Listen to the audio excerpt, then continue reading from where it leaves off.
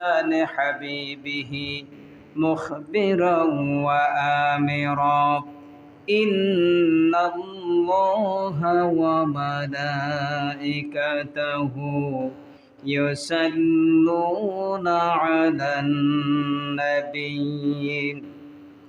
يا أيها الذين آمنوا صلوا عليه وسلموا تسليما اللهم صل على سيدنا مولانا محمد وعلى آل سيدنا مولانا محمد بلغ العلا بكماله كشف الدجى بجماله حسنت جميع خصاله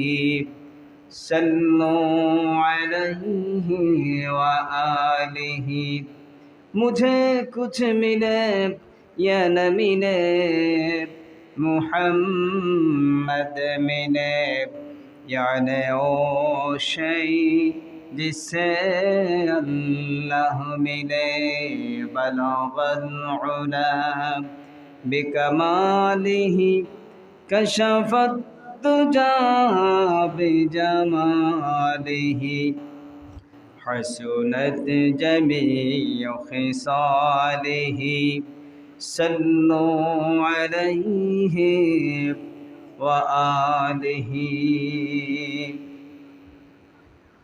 सम्मानित मुसल्लियाने केराम, मुरब्बियाने इज़ाम, যুবক ভাই বন্ধুগণ, ছোট্ট কচিকাঁচা শিশু কিশোর এবং পর্দার আড়ালে পরম শ্রদ্ধেয়া মা এবং বোনেরা, মহান আল্লাহ রাব্বুল আলামিনের দরবারে অসংখ্য অগণিত শুকরিয়া এবং সুজুদ পেশ করছি, যিনি দয়া করে তার গোলামদেরকে আজকের পবিত্র জুমার আলোচনায় আসার, বসার এবং শোনার সুযোগ করে দিয়েছেন। সমস্বরে শরীরের সমস্ত শক্তিটুকু উজাড় করে দিয়ে সেই মনিবের প্রশংসায় জোরে সোরে একবার বলি আলহামদুলিল্লাহ।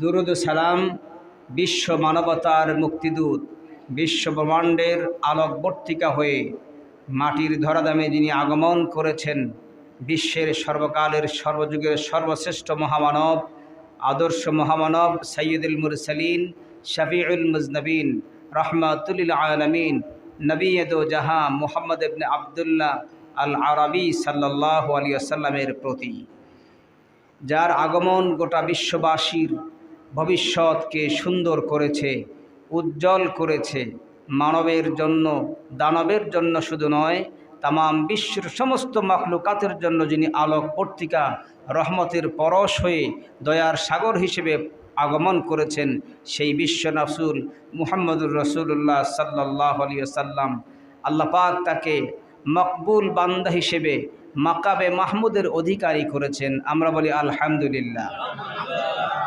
আমরা এমন একটি সময় আজকের জুমার নামাজে সমবেত হয়েছি, যে সময়টি বিশেষ করে বাংলাদেশের জন্য একটি ক্রান্তিকাল বয়ে বেড়াচ্ছে। সারা দেশে বৃষ্টি নেই, রুক্ষ প্রাকৃতিক মহাদুর্যোগ গোটা বাংলাদেশবাসীকে গ্রাস করে ফেলেছে, ঠিক কিনা? এই অবস্থার পরিবর্তন ঘটানোর জন্য পৃথিবীর মানুষের কোনো শক্তি কাজ করে? কি বলেন, করবে? সম্ভব নয়। এটা একমাত্র কার দ্বারা সম্ভব? আল্লাহর জন্য। এই যে রুক্ষ আবহাওয়া, শুষ্ক আবহাওয়া, এটা যদি আর কিছুকাল চলতেই থাকে, অসংখ্য মানুষের মৃত্যু ঘটার সম্ভাবনা রয়েছে, অসংখ্য প্রাকৃতিক জীববৈচিত্র্য বিলীন হয়ে যাওয়ার সম্ভাবনা রয়েছে। এরপরে পশু পাখি থেকে শুরু করে অনেক কিছুই মৃত্যুবরণ করার মতো হুমকির মুখে পড়ে যাবে। একটিমাত্র উপায়, মহান আল্লাহ যদি দয়া পরবশ হয়ে এই অবস্থার পরিত্রাণ ঘটান, তাহলেই কেবল সম্ভব, অন্যথায় কারো দ্বারা এটার পরিবর্তন ঘটানো সম্ভব নয়। যতই ক্ষমতা থাকুক না কেন, আমাদের এই বাংলাদেশের রাজধানীতে সিটি কর্পোরেশনের উদ্যোগে একটু ইলেকট্রিক সিস্টেমে পানি বর্ষণ করে বৃষ্টির কিছুটা ছিটাফোঁটা দেওয়ার চেষ্টা করা হয়েছে, কিন্তু তাতে কোটি কোটি টাকা খরচ হয়ে যাবে। অথচ আল্লাহ সুবহানাহু ওয়া তাআলা বিনা খরচে গোটা পৃথিবীতে এক সময়ে বৃষ্টি দিয়ে সয়লাব করে দিতে সক্ষম, ঠিক কিনা? আপনারা দেখেছেন এ পৃথিবীর স্বর্গরাজ্য সবচাইতে আরাম আয়েশে যারা জীবনযাপন করে সেই দুবাই সিটিতে একেবারে সয়লাব হয়ে গিয়েছে, ঠিক কিনা? যারা কখনো কল্পনাই করেনি এই নগরীতে বৃষ্টি হবে এবং প্লাবন হবে, বন্যা হবে, দুর্যোগ হবে, কখনো তারা কল্পনাও করেনি। এটা কার শক্তি? জোরে বলুন কার? সে আল্লাহ রব্বুল আলামিনের কাছে আমরা ধর্ণা ধরব, যাতে তিনি এই রুক্ষ আবহাওয়াকে বিতাড়িত করে আমাদের জন্য রহমতের আবেশ তিনি তৈরি করে দেন। জোরে বলি আমিন। এখন এই যে পৃথিবীতে এই বিপর্যয়টা হচ্ছে, এটার জন্য কে দায়ী বলুন? নাকি আল্লাহ দায়ী? আল্লাহকে দায়ী করা যাবে? যাবে না। এটা আমি কোরআন থেকে বলবো, নিজের বানানো কথা নয়। আল্লাহ রাব্বুল আলামিন বলেন, যহারান ফাসাদু ফিল বাররি ওয়াল বাহরি বিমা কাসাবাত আইদিন নাস। আল্লাহ পাক বলছেন, জলভাগে এবং স্থলভাগে মানুষরা যত বিপর্যয়ের সম্মুখীন হয় এটা তাদের হাতের কামাই। কে বলছেন? আল্লাহর নামটা জোরে বলুন। আল্লাহ বলছেন এটা মানুষের হাতের কামাই। জলভাগে স্থলভাগে যত বিপর্যয় হয়, দুর্যোগ হয়, এটা মানুষের হাতের কামাই। কে বলছেন? আল্লাহর কথা চিরন্তন সত্য কথা, অবশ্যই। ওয়ামান আসদাকু মিনাল্লাহি কিলা, আল্লাহর চাইতে সত্যবাদী আর কে হতে, কার কথা হতে পারে? সুবহানাল্লাহ। তো আজকে সারা পৃথিবীতে প্রাকৃতিক আবহাওয়ার পরিবর্তন, এই আবহাওয়া বিরাজ করত মধ্যপ্রাচ্যে, বিশেষ করে সৌদি আরবে এরকম তাপমাত্রা থাকে, মানুষরা খুব কষ্টে থাকে। আমাদের দেশে কিন্তু এমন তাপমাত্রা ইতিপূর্বে আমাদের জন্মের আগ থেকেও আমরা শুনিনি এমন তাপমাত্রা পড়তে। শুনেছেন কখনো? শুনেননি। আজকে পৃথিবীর লর্ড গ্র্যাভিটেশন, যে মাধ্যাকর্ষণ শক্তি বিজ্ঞান আবিষ্কার করলো, সে বিজ্ঞানেরই আবিষ্কার ওজনের স্তর। পৃথিবী এবং সূর্য এবং পৃথিবীর মাঝখানে একটা ওজন স্তর আছে। এই ওজন স্তরের কাজ হচ্ছে সূর্যের তাপটাকে, সূর্যের আলোটাকে একরকম ধোলাই করে যেটুকু তাপ পৃথিবীতে দরকার শুধু সেটুকুই আসবে, বাকিটুকু সেটা তারা প্রতিহত করে। সুবহানাল্লাহ। এটাকে বলা হয় কি? ওজনের স্তর। কি বলে? ওজনের স্তর। এই ওজনের স্তর ক্ষতিগ্রস্ত হয় গ্রিন হাউস গ্যাস নির্গমনের মাধ্যমে। গ্রিন হাউস গ্যাস এটা উৎপত্তি কোত্থেকে হয়? মানুষের ব্যবহৃত ময়লা আবর্জনাগুলো এটা যদি খোলা আকাশের নিচে, খোলা ডাস্টবিনে ফেলে দেওয়া হয়, সূর্যের তাপদাহে এই ডাস্টবিনের ময়লা, ড্রেনের ময়লা, বাসাবাড়ির আশেপাশে ফেলে দেওয়া ময়লাগুলো সূর্যের তাপে কি একরকম রান্না হয়, হওয়ার পরে দেখবেন সেখানে একটা আলাদা একটা তাপমাত্রা সৃষ্টি হয় এবং সেখানে একটা অতিরিক্ত রৌদ্র হলে ঢেউ ঢেউ দেখা যায়, ঠিক কিনা? এই ময়লা আবর্জনাগুলো এবং মানুষ যে ধূমপান করে, কোটি কোটি মানুষ ধূমপান করছে, অহেতুক একটা অহেতুক কাজ। এর চেয়ে বাজে কাজ পৃথিবীতে আর হতে পারে না। মানব জাতি, আল্লাহ পাক তাকে দিয়েছেন সুন্দর কণ্ঠ, সুন্দর এই আকৃতিগত অবয়ব আল্লাহ পাক তাকে দিয়েছেন, শ্রেষ্ঠ আকৃতি তাকে বানিয়েছেন। সেই মুখের মধ্যে সিগারেট ধরিয়ে দেয়, বিড়ি ধরিয়ে দেয়, ইয়াবা ধরিয়ে দেয়, ফেন্সিডিল ধরিয়ে দেয়, গাঞ্জা ধরিয়ে দেয়, আফিম ধরিয়ে দেয়, হেরোইন ধরিয়ে দেয়, ঠিক কিনা? এই সমস্ত মাদকদ্রব্য এবং মাদকজাত যেটা ধূমপান করা হয় সেগুলো এবং ডাস্টবিনের ময়লা খালে নদী বিলে পুকুরে যে অতিরিক্ত ময়লাগুলো ভাসমান আছে, এগুলো একমাত্র রান্না হয়ে সেগুলোর একটা গ্যাস বের হয়। এই গ্যাসটাকে বলা হয় গ্রিন হাউস গ্যাস। এই গ্যাসের নাম কি? Green house gas. এই গ্রিন হাউস গ্যাস এটা আকাশে উঠতে থাকে, উঠতে উঠতে সেই ওজোন স্তর যেটা রয়েছে সেই ওজোন স্তরের গায়ে ধাক্কা লাগে, ওজোন স্তর পাতলা হয়ে যায়, ছিদ্র হয়ে যায়, ফুটো হয়ে যায়। যখনই সেটা ছিদ্র হয়, ফুটো হয়, পাতলা হয়, তখন এই ওজোন স্তরের কাজ ছিল সূর্যের তাপটাকে প্রতিহত করা, সহনীয় তাপমাত্রা পৃথিবীতে আসতো। কিন্তু মানুষের অসচেতনতার কারণে, ময়লার ডাস্টবিন খোলামেলা রাখার কারণে এই ময়লা থেকে গ্যাস উৎপন্ন হয়ে এই গ্যাস ওজোন স্তরের গায়ে লাগার কারণে ওজোন স্তর পাতলা হয়ে গিয়েছে, ছিদ্র হয়ে গিয়েছে, ফুটো হয়ে গিয়েছে, যার কারণে সূর্যের তাপ বাধাগ্রস্ত না হয়ে কোনো কোনো স্থান দিয়ে সরাসরি পৃথিবীতে আসতে শুরু করেছে। এ কারণে তাপমাত্রা অনেক বেশি। এখন এই তাপমাত্রা আসলে কি ক্ষতি? শুধু আপনার শরীরে ঘাম ঝরবে, কষ্ট হবে, অসহনশীল একটি তাপমাত্রায় আপনি কষ্ট পাবেন, বিষয়টি শুধু এখানেই ক্ষান্ত নয়। আল্লাহ সুবহানাহু ওয়া তাআলা মহাবিশ্ব সৃষ্টি করেছেন 3 ভাগ পানি, 1 ভাগ মাটি। জোরে বলুন, পানি কয় ভাগ? 3 ভাগ। মাটি কয় ভাগ? 1 ভাগ। পানি বেশি না মাটি বেশি? পানি বেশি। কিন্তু আল্লাহ সুবহানাহু ওয়া তাআলা দয়া পরবশ হয়ে এই 3 ভাগ পানিকে আল্লাহ পাক কৌশল করে, পানিকে জমাট করে, বরফের পাহাড় করে, হিমালয়ের পাহাড় করে করে আল্লাহ পাক জমাট করে রেখে দিয়েছেন। সুবহানাল্লাহ। এবং এই পৃথিবীর মানুষের জন্য সহনশীল পর্যায়ের পানি নিষ্কাশনের ব্যবস্থা করে মানুষকে এই সুন্দর পৃথিবীতে সুন্দর করে বসবাসযোগ্য করেছেন। সুবহানাল্লাহ। কিন্তু যখন ওজোন স্তর ছিদ্র হয়ে যায়, ওজোন স্তর যখন পাতলা হয়ে যায়, আর সূর্যের তাপ যখন সরাসরি জমিনে আসতে শুরু করে, সূর্যের সরাসরি অতিরিক্ত তাপমাত্রার কারণে হিমালয়ের বরফের পাহাড়গুলো গলে গলে পানিগুলো জমিনের উপরে চাপ সৃষ্টি করছে, জমিনে চাপ সৃষ্টি করছে। এ পানি চলে যাচ্ছে সমুদ্রে, সাগরে, নদী নালা, খাল বিলে, সব জায়গায়। এখন মাটি এই পানিকে ধরে রাখতে সক্ষম নয়, যার কারণে সুনামি, মহাপ্লাবন, জলোচ্ছ্বাস, ঝড় ঝঞ্ঝাট দিয়ে সারা পৃথিবী বিক্ষিপ্ত হচ্ছে, বসবাসের অযোগ্য হচ্ছে। ঠিক কিনা? এখন আপনারা বলুন, এটা আল্লাহ দিয়েছেন না মানুষ সৃষ্টি করেছে? এই দুর্যোগ কারা সৃষ্টি করেছে? আল্লাহ রাব্বুল আলামিন সেই কথাটাই কোরআনে কারিমের মধ্যে বলছেন, যাহারাল ফাসাদু ফিল বাররি ওয়াল বাহরি বিমা কাসাবাত আইদিন নাস।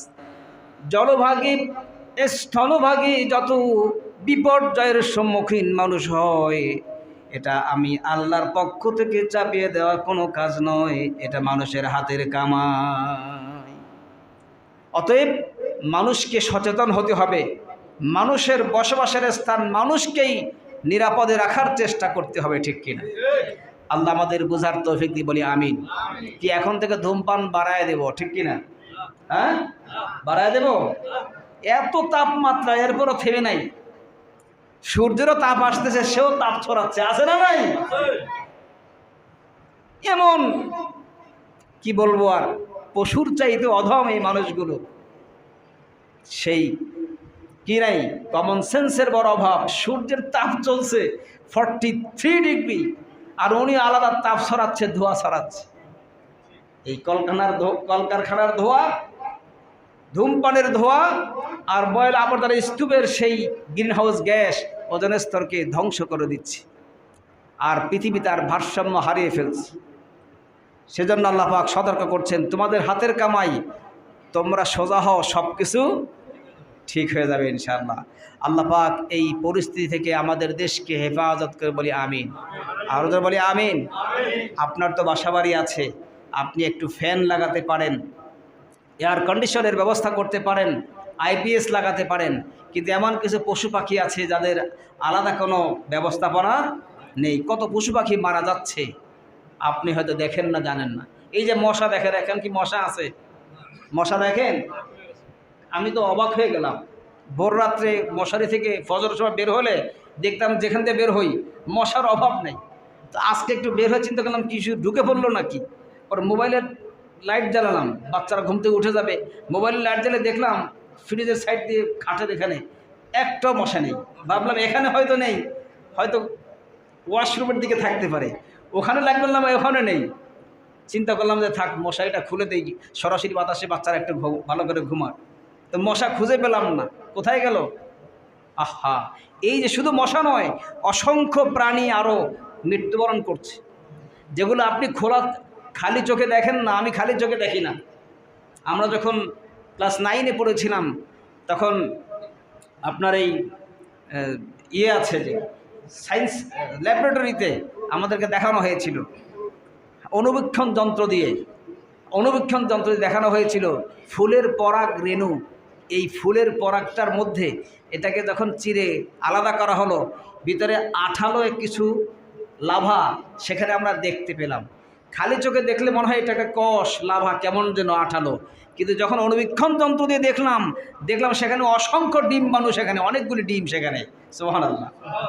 এই এক ফুল থেকে পাখিগুলো অথবা ফড়িংগুলো, অন্যান্য যে প্রাণী আল্লাহ পাক রেখেছেন, এক ফুল থেকে তারা আরেক ফুলের মধ্যে যা যখন বসে, এটা পরাগ আর রেণু, এটা দুটো যখন একই জায়গায় সংমিশ্রণ হয়, নেগেটিভ অ্যান্ড পজিটিভ, স্বামী এবং স্ত্রীর মাধ্যমে যেটা উৎপন্ন হয়, আল্লাহ পাক এর মাধ্যমে সেই ফুল উৎপন্ন করে দেন। সুবহানাল্লাহ। অথচ এটা খালি চোখে দেখা যায় না। তো এমন অসংখ্য জীবাণু, অনুপরমাণু আছে যেগুলি খালি চোখে দেখা যায় না। এই অতিরিক্ত তাপমাত্রার কারণে, পৃথিবীর বিপর্যয়ের কারণে এদের মৃত্যু ঘটে। আর এদের যখন মৃত্যু ঘটে, এই পৃথিবীতে পরিবেশ আরও ধ্বংস হয়ে যায়। কারণ পৃথিবীতে যত অনুপরমাণু পরিমাণ, আরও ক্ষুদ্রাণু পরিমাণ যে সমস্ত জীব আল্লাহ পাক সৃষ্টি করেছেন, জীবের অণু যাকে বলা হয়, জীবাণু আল্লাহ পাক সৃষ্টি করেছেন, সব কিছু কিন্তু ক্ষতিকর নয়, সব কিছু আল্লাহ পাক সৃষ্টি করেছেন মানুষের উপকারের জন্য। সুবহানাল্লাহ। আপনি বলুন ব্যাঙ কেন তৈরি করছে? নিশ্চয় উপকার আছে না? আবার বলবেন যে কেঁচো কেন তৈরি করছে? এর তুরকুলা আছে না? তুরকুলা চেনেন না? চেনেন? এটা বিনা পয়সায় আপনার জমি চাষ করে দেয়। বিনা পয়সায় বর্ষাকালে কি করে? জমি চাষ করে। দেখবেন যে জমি চাষ হয়ে গেছে। কিসে করেছে? এটা একটা ছোট্ট একটা পোকা। আর একটা আমরা বলি উটচুঙ্গা, আবার ঝিঝি পোকা। আপনি গণে শেষ করতে পারবেন না। আপনি মনে করছেন পৃথিবীতে শুধু মানুষরাই আছে, বিষয়টি এমন নয়। হাজারো লক্ষ মানুষের হিসাবের বাহিরে প্রাণী আল্লাহ পাক সৃষ্টি করেছেন, কিন্তু প্রত্যেকের দ্বারা মানুষের উপকার। সুবহানাল্লাহ। যেমন আপনি এক খিলি পান খাবেন, পান তৈরি হয় এক জায়গায়, চুন তৈরি হয় আরেক জায়গায়, সাদা পাতা জর্দা তৈরি হয় আরেক জায়গায়, ঠিক কিনা? সুপারি তৈরি হয় আরেক জায়গায়। এমনি করে এক একটি জিনিস, এক একটি বিষয় আঞ্জাম দেওয়ার জন্য কতগুলো শাখা পোশাখা কাজ করে। মানুষের জন্য তামাম পৃথিবীতে যত সৃষ্টি আল্লাহ পাক করেছেন, সকল সৃষ্টি তার বিভিন্ন আঙ্গিকে মানুষের কল্যাণে কাজ করে যায়। মানুষ বুঝে না, মানুষ হলো সৃষ্টির সেরা জীব, আশরাফুল মাখলুকাত, সর্বশ্রেষ্ঠ করে আল্লাহ পাক তাদেরকে সৃষ্টি করেছেন। এজন্য পৃথিবীর সকল সৃষ্টি মানুষের গোলামি করে। সুবহানাল্লাহ। আপনি জানেন আর না জানেন, আপনি ধনী হন আর ফকির হন, বাদশাহ হন আর ভিক্ষুক হন, আপনার জন্য গোটা পৃথিবীর সমস্ত মাখলুকাত আপনার গোলামি করতেছে। সুবহানাল্লাহ। সূর্য চাপ দিচ্ছে মানুষের জন্য, চন্দ্র আলো ছড়াচ্ছে মানুষের জন্য, এই তারকারাজিগুলো, তারকা খচিত আকাশ, এটা মানুষের জন্য, বাতাসটা মানুষের জন্য, মেঘমালা মানুষের জন্য। এমন কোনো কিছু খুঁজে পাবেন না যা আল্লাহ রাব্বুল আলামিন মানুষের জন্য সৃষ্টি করে নাই। সব মানুষের খেদমত করছে, মানুষের গোলামি করছে। সুবহানাল্লাহ। মানুষের গোলামি করছে সব। আর মানুষকে একমাত্র একজনের গোলামির জন্য সৃষ্টি করা হয়েছে, তিনি কে? আবার জোরে বলুন, তিনি কে? আল্লাহ সুবহানাহু ওয়া তাআলা। তাই আসুন আমাদের পরিবেশটা আমরাই সুন্দর করি। আমাদের আশপাশে অনেক নোংরা পরিবেশ আছে। মাছের আইসটাগুলো, মাছের কাঁটাগুলো মুরগি রান্না করলে মুরগির যে বিভিন্ন পাখাগুলো যেসব খাওয়া যায় না সেগুলো, উচ্ছিষ্টগুলো, এরপরে আপনার একটা ইঁদুর মারা গেছে, বিড়াল মারা গেছে, কুকুর মারা গেছে, খোলা জায়গায় ফেলে রাখি, আছে না? আছে কি না? আমরা বুঝি না, আমরা এত নিকৃষ্ট। এই কুকুর বিড়াল মরা, এটা জীবাণু আকারে বাতাসের সঙ্গে মিশে যায় এবং এটা ভয়ঙ্কর রূপ ধারণ করে বাতাসের সঙ্গে আপনার আমার সকলের নাকে মুখে যাচ্ছে, সকলের নাকে মুখে যাচ্ছে। ছোট কচি বাচ্চারা রোগাক্রান্ত হচ্ছে, দূষিত হচ্ছে বাতাস, ক্ষতিগ্রস্ত হচ্ছে আমরা, আর আমরা নিজেরাই এই ক্ষতি হওয়ার জন্য আমরা নিজেরাই দায়ী, ঠিক কিনা? এজন্য আল্লাহ বলছেন জাহারাল ফাসাদু ফিল বাররি ওয়াল বাহরি বিমা কাসাবাত আইদিন নাস, জলে স্থলে মানুষের যত বিপর্যয়ের সম্মুখীন হয় সব কিছু তাদের নিজেদের হাতের কামাই। এজন্য আমাদেরকে সতর্ক হওয়া দরকার আছে না নাই? আমরা ময়লা আবর্জনা ঢেকে রাখবো, ঠিক কিনা? এরপরে বাড়ির আঙ্গিনা পরিষ্কার রাখবো। ধূমপান আগের থেকে আমরা কমায় দেব নাকি ছেড়ে দেব? কি করা উচিত জোরে বলেন? ওরে বাবারে, এটা ছাড়তে তো বহুত কষ্ট। রমজান মাস গেল যে একটা সুযোগ, ছেড়ে দেই, কয় না আর একটা সুখ টান দেয়, আছে না নাই? আর কত স্টাইলে টানে, কত স্টাইলে যে টানে, এখানে ধরো ওখানে ধরে। খুব এই মহামারীর জন্য মানুষরা দায়ী। মনে রাখো, তুমি যে একটা বিরক্ত হচ্ছেন, বিরক্ত হচ্ছেন, অহেতুক কথাবার্তা বলছি, তুমি যে একটা সিগারেট টান দিচ্ছ, তুমি কত দিক থেকে অপরাধী হচ্ছ ভাবতেই পারো না। তোমার এই একটা সিগারেটের সুখ টানের ধোঁয়া বাতাসকে দূষিত করলো। এই বাতাস অক্সিজেন আকারে চলে গেল শিশুর নাকের ডগায়, সে ক্ষতিগ্রস্ত হলো। একজন মানুষ, সে নামাজ পড়েছে, রোজা রেখেছে, পবিত্রভাবে জীবনযাপন করছে, তার নাকের ডগায় চলে গেল, তুমি তাকে সেখানে একটা ক্ষতিগ্রস্ত করলা। এরপরে তুমি দেশের অর্থ আগুন দিয়ে জ্বালিয়ে দিলাম। 1 কোটি মানুষ যদি 1 টাকা করে ধূমপান করে কত টাকা হয় বলেন? 1 কোটি টাকা। দৈনিক 10 টাকার কম কেউ খায় বলেন? 10 টাকা করে যদি 1 কোটি মানুষ ধূমপান করে কত হয়? 10 কোটি। এদেশের প্রায় 17 কোটি মানুষের মধ্যে 10 কোটি লোক ধূমপান করে, কমপক্ষে 10 কোটি লোক ধূমপান করে, এবং প্রত্যেকটা লোক কমপক্ষে 10 টাকা। 10 কোটি লোক 10 টাকা করে ধূমপানের পেছনে যদি ব্যয় করে, $10 বিলিয়ন, 10 বিলিয়ন টাকা দৈনিক খরচ হচ্ছে, ধ্বংস হচ্ছে, স্বাস্থ্যহানি করছে, বাতাস দূষিত হচ্ছে। চিন্তা করে দেখেছেন কেউ? কিয়ামতের দিন আপনি ধূমপান করেছেন, বড় কোনো পাপ নয়। অনেকে মাসালা দিতে চান, এটা হারাম নয়, মুবাহ, এটা মাকরুহ, কত কিছু দিয়ে সেটাকে জায়েজ করার চেষ্টা করেন। আপনি চিন্তা করে দেখেছেন, যেই শিশুর নাকের ডগায় ধূমপানের ধোঁয়ার গন্ধটা আপনি ছড়িয়ে দিলেন, কিয়ামতের দিন শিশু অধিকার নষ্ট করার অপরাধে আল্লাহ পাক আপনাকে দোষী সাব্যস্ত করে দিবে, ঠিক কিনা? আল্লাহ পাকের মোমেন বান্দাদের অধিকার রয়েছে, তারা মুক্ত ফ্রেশ প্রাকৃতিক বাতাসটা তারা গ্রহণ করবে। আপনি সেটা দূষিত করেছেন, মানবাধিকারের জন্য আপনি দায়ী হবেন, অর্থনৈতিক মেরুদণ্ড ধ্বংসের জন্য আপনি দায়ী হবেন। অপরাধ একটা, কিন্তু অপরাধ অনেকগুলো, কাজ একটি, অপরাধের ধরন অনেকগুলো। সেজন্য আমাদের উচিত এহেন বর্জিত কাজটাকে ছেড়ে দেয়া, ঠিক কিনা? ছাড়বো না ইনশাল্লাহ? পারবো তো? কারা কারা দেখি হাত তুলেন দেখি। আর আমি তো খাই না, যারা খান না তারা আবার হাত তুলেন কে ভাই? যাই হোক, ভবিষ্যতে আর খাওয়ার সম্ভাবনা নাই, কি বলেন? আল্লাহ আমাদেরকে, আমাদের সন্তানদেরকে, আমাদের প্রতিবেশীদেরকে হেফাজত করে ধরে বলি আমিন। আরো ধরে বলি আমিন। একটু জিকির করেন, লা ইলাহা ইল্লাল্লাহ,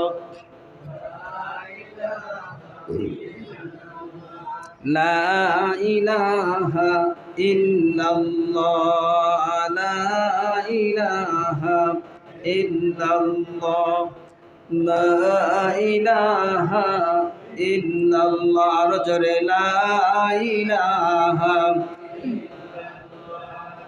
লা ইলাহা ইল্লাল্লাহ, লা ইলাহা ইন্নাল্লাহু মুহাম্মাদুর রাসূলুল্লাহ সাল্লাল্লাহু আলাইহি ওয়াসাল্লাম। আমরা আল্লাহর কাছে প্রার্থনা করব তিনি যেন বৃষ্টির ব্যবস্থা করেন, তিনি যেন এই তাপদাহ থেকে দেশ জাতিকে হেফাজত করেন, বলি আমিন। সবচেয়ে বেশি কষ্ট হচ্ছে শিশু বাচ্চাদের এবং যারা বয়োবৃদ্ধ বৃদ্ধা আছেন তাদের কষ্ট বেশি হচ্ছে। এরপরে আরেকটা কষ্ট হলো বিদ্যুৎ নাই। অনেক কষ্ট করে একটু ঘরের চালা যখন ঠান্ডা হলো তখন রাত 1টা কি 1:30 বা 2টা, ঠিক না? এরপরে যখন একটু শুইতে গেল, শোয়ার পরে দেখা গেল আধা ঘন্টা 1 ঘন্টা ঘুমানোর পরেই বিদ্যুৎ চলে গেছে, ঘেমে অস্থির। আবার 1 ঘন্টা 2 ঘন্টা পরে আসলো। এই জন্য এক রাম রাজ্য কারো যেন দেখার ব্যাপার নাই, ঠিক কিনা? ঠিক কিনা? শুনুন, বলতে গেলে তো অনেক সমস্যা, না বললেও বুঝবেন কিভাবে। এই সমস্যা কারা তৈরি করেছে? আমরাই তৈরি করেছি, ঠিক কিনা? আপনার বিবাহ শাদী করেছেন, আপনার সন্তান একজন, খরচ বাড়লো না কমলো? কথা বলে না। 2 জন সন্তান বাড়লো না কমলো? 3 জন বাড়লো না কমলো? 4 জন বাড়লো না কমলো? এখন হইতে হইতে সন্তান হয়ে গেছে 17 কোটি। কত কোটি? এই পরিবারের সন্তানের সংখ্যা কত? 17 কোটি প্লাস। কিন্তু এই পরিবার, এই সংসার কিভাবে সুন্দর হবে সে চিন্তা ভাবনা কোনোদিন করে নাই, পরিকল্পনা কোনোদিন করে নাই। যিনি দায়িত্বে ছিলেন সংসারের তিনি এগুলো কখনো ভাবেন নাই। এখন এতদিন পরে এসে সংসারের সন্তানের ভারে সব এলেবেল হয়ে গেছে। কথা বলে না, কথা বলে না। আজকে সর্বক্ষেত্রে বিপর্যয়, বিদ্যুৎ বিভাগে বিপর্যয়, অর্থ বিভাগে বিপর্যয়। 25,000 কোটি টাকা ঋণ নিয়ে 5টি ব্যাংক তারা দেউলিয়া, তারা এখন ঋণ খেলাপি। ব্যাংক তার অস্তিত্ব হারাতে বসেছে। এই ছেলে, এই কথা বলো না। অর্থনৈতিক অবস্থা কি? ধ্বংস। এরপরে শিক্ষা ব্যবস্থা কি? কথা বলে না। এই শিক্ষা ব্যবস্থা কি হয়েছে? ধ্বংস। বানর থেকে মানুষ শিখাইছে না? কথা বলেন। শরীফ থেকে শরীফা শেখায় নাই? অর্থ ব্যবস্থা ধ্বংস, শিক্ষা ব্যবস্থা ধ্বংস, চিকিৎসা ব্যবস্থা ধ্বংস, শৈল্পিক ব্যবস্থা ধ্বংস, সামাজিক ব্যবস্থাপনা ধ্বংস। যার নেতা আছে তার সব আছে, যার কেউ নাই সে ধুকে ধুকে মরছে, ঠিক কিনা? ঠিক কিনা? তো সর্বক্ষেত্রে বিপর্যয়। আমি কিন্তু কারো বিপক্ষে বলছি না, আমি বলছি আল্লাহর কোরআন থেকে। আল্লাহ রাব্বুল আলামিন বলেছেন, জহারাল ফাসাদু ফিল বাররি ওয়াল বাহরি বিমা কাসাবাত আইদিন নাস। সর্বক্ষেত্রে এই বিপর্যয়গুলি মানুষের হাতের কামাই। কার হাতের কামাই? মানুষের হাতের কামাই। এই যে অর্থনৈতিক ক্ষেত্রে বিপর্যয়, এটা কারা সৃষ্টি করছে? আল্লাহ করে দিচ্ছে? কথা বলেন। মানুষরাই করছে। শাসন ব্যবস্থায় বিপর্যয়, শাসনের মতো শাসন নেই। আইন আছে, প্রয়োগ নেই। আইনের প্রয়োগ আছে, সবার জন্য নয়, দুর্বলদের জন্য, ঠিক কিনা? কথা কি ভুল বলতেছি? সাপোর্ট দেন না কেন? সর্বক্ষেত্রে বিপর্যয়। স্বাধীনতার 40-50 বছর পরে এসে এখনো বিদ্যুৎ থাকে না। এর চেয়ে লজ্জিত জাতি আর কে হতে পারে, ঠিক কিনা? দায়িত্ব পেয়েছো 40-50 বছরেও একটা বিদ্যুৎ বিভাগ উন্নত করতে পারো নাই। আবার দেখবেন এটার বিপক্ষে কথা বলার জন্য বহুত মাতব্বর দাঁড়ায় যাবে, এই করছে সেই করছে। সবই তো করবে, দায়িত্ব নিয়েছে কেন, ঠিক কিনা? মানুষের ভাত, কাপড়, শিক্ষা, চিকিৎসা, বাসস্থানের দায়িত্ব পালন করতে না পারলে দায়িত্বে থাকার অধিকার তার 1 সেকেন্ডের জন্য নাই, ঠিক কিনা? এটা দায়িত্ব কে দিয়েছেন? আল্লাহ পাক দিয়েছেন। তো সর্বক্ষেত্রে বিপর্যয়ের একটি মাত্র কারণ, সেটা হলো মানব জাতি নিজেরাই নিজেদের জন্য বিপর্যয়ের কারণ। আজকে কারো পেটে ভাত নাই, আবার কেউ দুবাইতে বাড়ি করে, হ্যাঁ, বেগমপাড়ায় বাড়ি করে। এটা আপনি বললে আবার আপনি দোষী সাব্যস্ত হয়ে যাবেন। আজকে দুঃখ লাগে, স্বাধীন সার্বভৌম 4 লক্ষাধিক মসজিদের দেশে 2 জন মুসলিম সন্তানকে অমুসলিমরা পিটিয়ে হত্যা করে ফেলে। একটা প্রতিবাদ করার সাহস নেই। প্রতিবাদ করলে তার প্রতিবাদে আসবে কি? গুলি। এবং প্রতিবাদ করতে গিয়ে আরও একজন মৃত্যুবরণ করলো। আমরা কোন দেশে আছি? কথাও বলতে পারবেন না আপনি, বললে বিপদ। যাবেন কোথায়? এখন একটি মাত্র যাওয়ার রাস্তা, সেটা হলো কোথায় ইঁদুরের গর্ত আছে, ঠিক কিনা? হ্যাঁ, অন্যথায় কি করতে হবে? অন্যথায় কি করতে হবে? শির দেগা মাগার আমামা নেহি দেগা। কল্লা দেব কিন্তু আমার ব্যক্তিত্বকে বুলুণ্ঠিত হতে দেব না, আমার দেশকে বুলুণ্ঠিত হতে দেব না, আমার জাতিসত্তাকে বুলুণ্ঠিত হতে দেব না, ঠিক কিনা? কিন্তু এই তীব্র প্রতিবাদ কারা করবে? আজকে মহা চক্রান্তের বেড়াজালে গোটা বাংলাদেশ। আপনারা আমরা খাই পরি আর ঘুমাই, বুঝি না। একটা সন্ত্রাসী গোষ্ঠীকে উস্কানি দিয়ে, অস্ত্র দিয়ে সহায়তা করা হচ্ছে। কুকি চীন আর্মি, কি নাম দিছে? কুকি চীন আর্মি। সন্ত্রাসী গোষ্ঠী কেউ বলে না, বলে কি? কুকি চীন আর্মি। কিসের কুকি চীন আর্মি? এরা তো বিশ্ব সন্ত্রাসী, ঠিক কিনা? স্বাধীন দেশের উপরে, স্বাধীন দেশের ভূমি তারা অধিগ্রহণের স্পর্ধা দেখায়। এর চেয়ে বড় নিকৃষ্ট সন্ত্রাসী পৃথিবী তার হতে পারে? পারে না। আজকে পৃথিবীর শীর্ষ সন্ত্রাসী ইসরায়েল। বস্তিবাসী, রিফিউজি, থাকার জায়গায় নেই, ভাসমান একটি বস্তিবাসী এসে প্যালেস্টাইনের ভূখণ্ড দখল করে আজকে ফিলিস্তিনকে স্বাধীন করতে দেয় না, নিজেরা আলাদা রাষ্ট্র দাবি করে, ঠিক কিনা? আজকে তাদের পক্ষ নিল আমেরিকা এবং তাদেরকে অস্ত্র দিয়ে সহায়তা দিচ্ছে সর্বদিক দিয়ে। কাদেরকে? যারা সন্ত্রাস করে একটা বৈধ ভূখণ্ডকে তারা দখল করেছে, ঠিক কিনা? আজকে এই স্বাধীন সার্বভৌম বাংলাদেশ, এই বাংলাদেশকে দখল করার নীল নকশা নিয়ে কুকি চীন আর্মি নামে সেই জঙ্গলে তারা একটা ক্যান্টনমেন্ট তৈরি করেছে। বাংলাদেশের সৈন্য সেনাবাহিনীর সদস্যদেরকে তারা হত্যা করেছে। এদের পেছনে বিরাট বড় ইন্ধন আছে, কারণ আমরা এই ছোট্ট একটি ভূখণ্ডের মধ্যে বসবাস করি, সংখ্যাগরিষ্ঠ কিছু মুসলমান, আর আমাদের চতুর্দিকে সকল রাষ্ট্রে মুসলমানের সংখ্যা অনেক কম, ঠিক কিনা? সেখানে সংখ্যাগরিষ্ঠ হচ্ছে হিন্দু, বৌদ্ধ এবং খ্রিস্টানরা। বাংলাদেশের চতুর্দিকে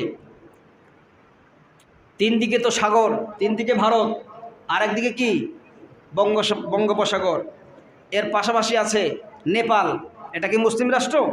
কথা বলুন। ভুটান মুসলিম রাষ্ট্র? চায়না, থাইল্যান্ড, এরপর শ্রীলঙ্কা, মিয়ানমার, ইন্ডিয়া? একটাও না। আমরা কত বড় মারাত্মক ঝুঁকির মধ্যে জানেন? একমাত্র ওলামায়ে কেরাম আপনাদেরকে সতর্ক করে। শুধু বাংলাদেশে নয়, সারা পৃথিবীতে যতগুলি মুসলিম দেশে হায়নাদের আঘাত এসেছে, সেটার ব্যাপারে ওলামায়ে কেরামই তাদেরকে সতর্ক করেছে।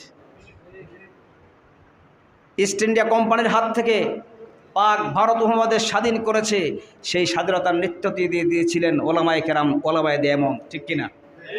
বাংলাদেশে যে স্বাধীনতা যুদ্ধ হয়েছে, এটার স্বপ্নকার রূপকার ছিলেন মাওলানা আব্দুল হামিদ খান ভাসানী। উনি একজন আলেম ছিলেন, ঠিক কিনা? এবং পরামর্শদাতা ছিলেন আল্লামা মামুনুল হক সাহেবের বাবা শাইখুল হাদিস আল্লামা আজিজুল হক রহমতুল্লাহ আলাইহি। সব জায়গায় ওলামায়ে কেরামের স্থান আছে না নাই? তারা সতর্ক করেছে। আমরা সতর্ক করি বিদায় বাংলাদেশের জেলখানাগুলো আলেমদের দ্বারা পরিপূর্ণ করে দেওয়া হয়েছে। যারাই প্রতিবাদ করবে তাদেরকে টার্গেট করা হচ্ছে। এই টার্গেট, এটা দেশীয় কোনো শক্তির কাজ নয়, এটা আন্তর্মহাদেশীয় অপশক্তির একটা নীল নকশা বাস্তবায়নের জন্য দেশীয় কাউকে ব্যবহার করা হচ্ছে। আমরা যদি এগুলো চিন্তা না করি, এগুলো নিয়ে সতর্ক না হই, প্রতিবাদে মুখর না হই, তাহলে আমরা শুধু নই, আমাদের পরবর্তী প্রজন্ম যাদের জন্য বাড়ি গাড়ি করে রেখে যাচ্ছি, তারা এগুলোর জন্য ভুক্তভোগী হবে, নিজের বাড়িতে বসবাস করতে পারবে না। কথা বুঝতে পেরেছে? সারা পৃথিবীর চিত্র হচ্ছে এরকম। আজকের এই বাংলাদেশ, এটা নিরাপদ নয়। বলবেন স্বাধীন রাষ্ট্র কেউ দখল করবে না, করতে পারবে না। করলে আপনি কি করবেন? পৃথিবীতে কোনো আইন আছে? কথা বলেন। আছে? ফিলিস্তিনের শিশুর বুক ঝাঁঝরা হয়ে গেছে বোমার আঘাতে, একটা কঙ্কাল দেখা যায়, একটা ছোট্ট শিশু খালি মাথার খুলিটা পড়ে আছে। কোনো বিচার আছে পৃথিবীতে? নাই। আজকে বাংলাদেশে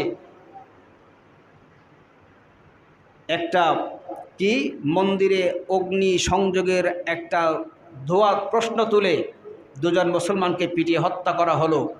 কত বড় সাহস থাকলে এ কাজ তারা করতে পারে, আর কত বড় সহায়তা পেলে, সাপোর্ট পেলে, কত বড় কলিজা নিয়ে তারা এই আঘাত করতে পারে, ঠিক কিনা? এটা বাংলাদেশ। এদেশে লক্ষ লক্ষ মসজিদের দেশ। আমরা তো কখনো কোনো ধর্মের উপরে আঘাত করি না, করি? আপনারা কেউ কোনোদিন করেছেন? বলতে পারবেন কোনোদিন? স্বার্থান্বেষী মহল এগুলো করে উস্কানি দেয় এবং আমাদের নামগুলো জড়িয়ে দেওয়ার চেষ্টা করে। আমরা যদি সজাগ সতর্ক না হই, আমাদের প্রতি আরও বিপর্যয় আসবে। আজকে না বলে উপায় নেই। আজকে প্রত্যেকটি সেক্টরে হিন্দুদেরকে বসিয়ে দেওয়া হয়েছে, বৌদ্ধদেরকে বসিয়ে দেওয়া হয়েছে, খ্রিস্টানদেরকে বসিয়ে দেওয়া হচ্ছে, গোটা দেশ ধ্বংসের দিকে নিয়ে যাওয়া হচ্ছে। এই অবস্থা থেকে বাঁচার জন্য আমাদের একটি মাত্র রাস্তা, সেটা হলো একটা কালিমার পতাকার পিছনে আমাদের সকলকে ঐক্যবদ্ধ হয়ে যেতে হবে। এছাড়া আমাদের আর বাঁচার কোনো উপায় নাই। আর যদি আমরা ব্যর্থ হই, আল্লাহর ওই কথাই সত্য হবে, জহারাল ফাসাদু ফিল বাররি ওয়াল বাহরি বিমা কাসাবাত আইদিন নাস। জলে স্থলে সর্ব জায়গায় মানুষ যে বিপদের সম্মুখীন হয়, এটা তাদের হাতের কামাই। আমরা হাতে কামাই করে নিচ্ছি, কেউ প্রতিবাদ করছি না, ঠিক কিনা? কেউ প্রতিবাদ করছি না। কিশোর গ্যাং দেখা দিয়েছে, সব ভয়ে ইন্তজার হয়ে থাকি। এরকম একটা একটা করে আমি বললাম উদাহরণ দিয়ে, একটা একটা করে সর্বক্ষেত্রে বিপর্যয়। আল্লাহ আমাদেরকে হেফাজত করুক। একটি জাতি ধ্বংসের দ্বার প্রান্তে আল্লাহ পাক আমাদের দেশ, জাতি, সমাজকে আল্লাহ হেফাজত করুক। ওদের বলি আমিন। আর ওদের বলি আমিন। একটু জিকির করেন, লা ইলাহা ইল্লাল্লাহ, লা ইলাহা ইল্লাল্লাহ, লা ইলাহা ইল্লাল্লাহু মুহাম্মাদুর রাসূলুল্লাহ সাল্লাল্লাহু আলাইহি ওয়াসাল্লাম। আগামী জুমায় আলোচনা হবে ইনশাআল্লাহ। আজকের জুমার জন্য এখানে আলোচনা সমাপ্ত করলাম ইনশাআল্লাহ। আমরা